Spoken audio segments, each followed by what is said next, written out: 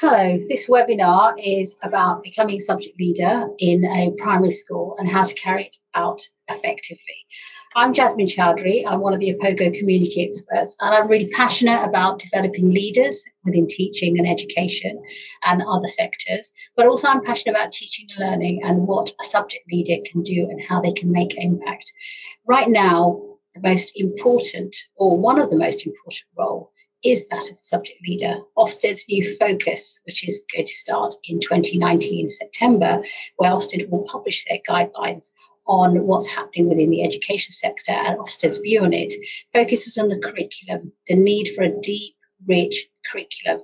This isn't new because Ofsted have always been passionate about the curriculum and wanting it to be diverse and for it to make sure that it prepares our young people for the needs of the 21st century. A little bit about me. I'm Jasmin Choudhury.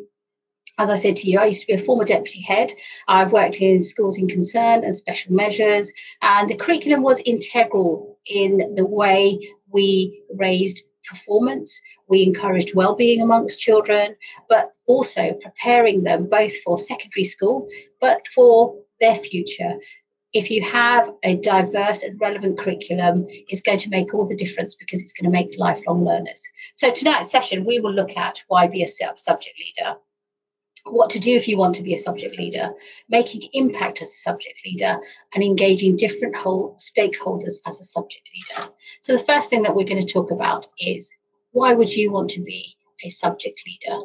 So the most important thing here is, so why be a subject leader? The $64 million question. Why not? It's a really important way for you to develop your leadership skills, particularly if you're a third-year teacher or you're an early career teacher, or you're an experienced teacher who's maybe come back from maternity leave, or you're an experienced teacher who really understands and loves their subject. It's a way for you to embed your practice through influencing others, but also embedding passion and excellence and enjoyment of your subject.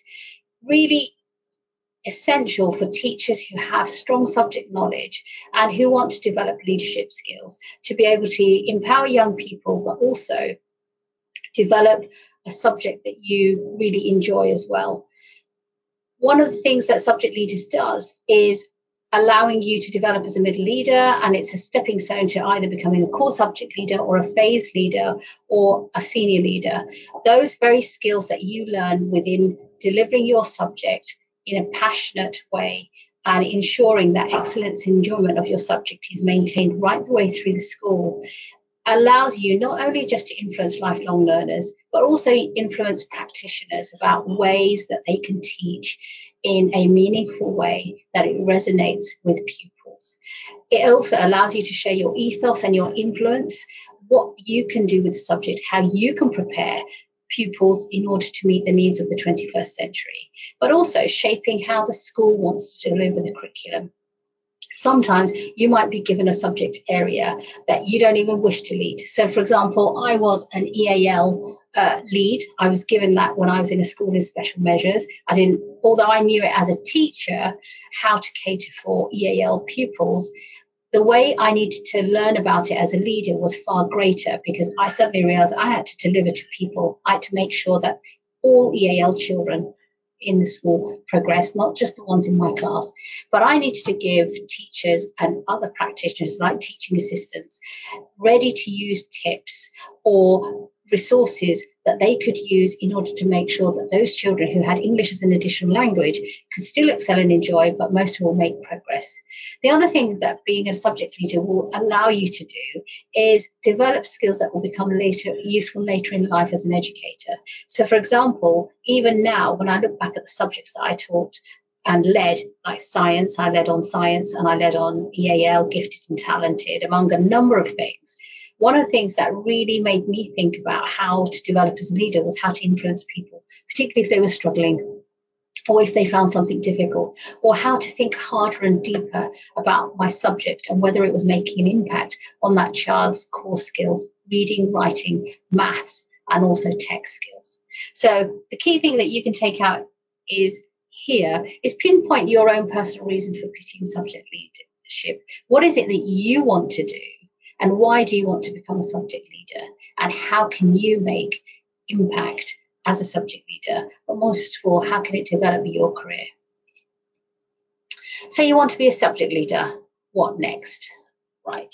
So what should you be doing if you want to be a subject leader? First of all, research the role required in your school. Look carefully and think, what is needed in the school? It could be that you want to be an English subject leader, or you want to be a math subject leader, or a science subject leader, or an IT subject leader. Now, these are known as core subject leaders because they're integral in developing the skills that a child will need throughout the rest of their life. However, that doesn't mean that the humanities subject leader isn't important. They are just as important, but how you incorporate those skills and how you make sure that everybody uses those skills in a cross-curricular way is going to be one of the ways that you can deliver a broad and balanced and a rich and diverse curriculum.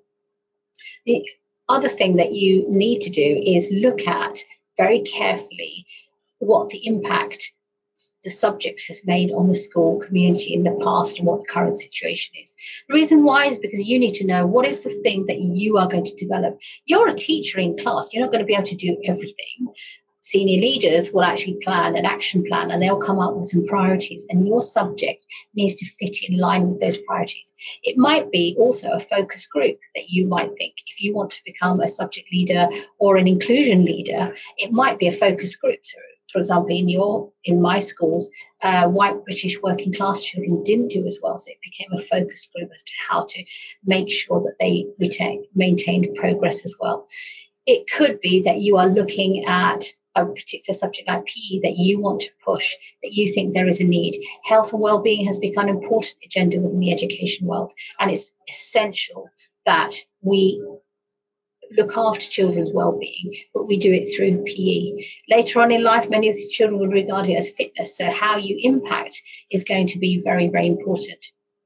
Now, if you want to be a subject leader, people think that performance management is only a one-way thing where senior leaders have a chat with you about progress or they have a chat with you about your data. Well, actually, it's a two-way relationship. A good performance management person will allow you to develop opportunities for yourself.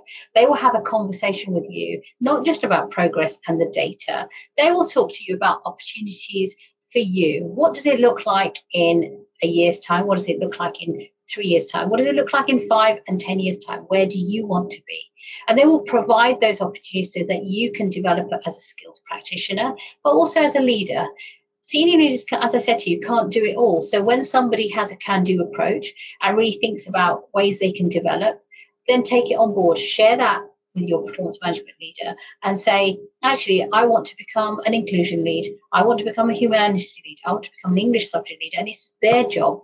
That's when you can hold them accountable and say, actually, I want to be this. How are you going to help me? So one of the things you could do is, as I said to you, find a focus project. Again, work with people, speak to senior leaders about a project that you might want to take on board. You can start small because remember, it's about the impact.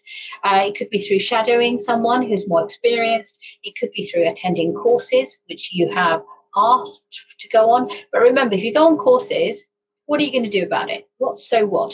What are you going to do with that course and the learning that you've done, and how you're going to embed it in your class, but also wider? You could also develop specialisms. So again, think hard about what the school needs. Think about your skill set and what could you do in order to enhance the provision that is given to the school. The other thing is speak to senior leaders about your ideas on how to make impact and what you think the next steps are. They need to be measured, but also they need to be within the budget, mostly. Most important, especially as things are constrained now.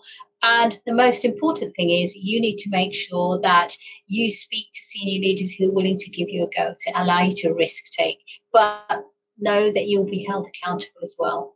Now, if there's a subject leader job that has been advertised, it must go through equal opportunities and be advertised fairly. Make sure you apply. Go and talk to somebody about it and ask them for advice. Apply for it. Make sure that when you fill out the application form, you really personalize it to the school. Really look at what you could do. As I said to you, look at what the current situation is. Look and understand and think about what you would do if you were the subject leader, but most of all, how are you going to make progress?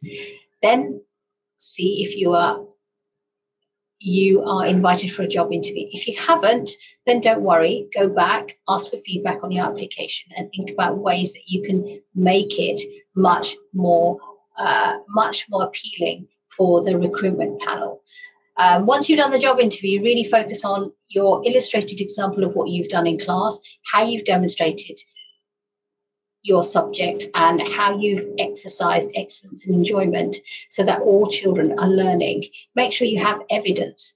Show a portfolio of pictures, any displays that you've taken within your subject. Show that to the interview panel, because that's what, at the end of the day, they want. They want somebody who can do and ensure that they know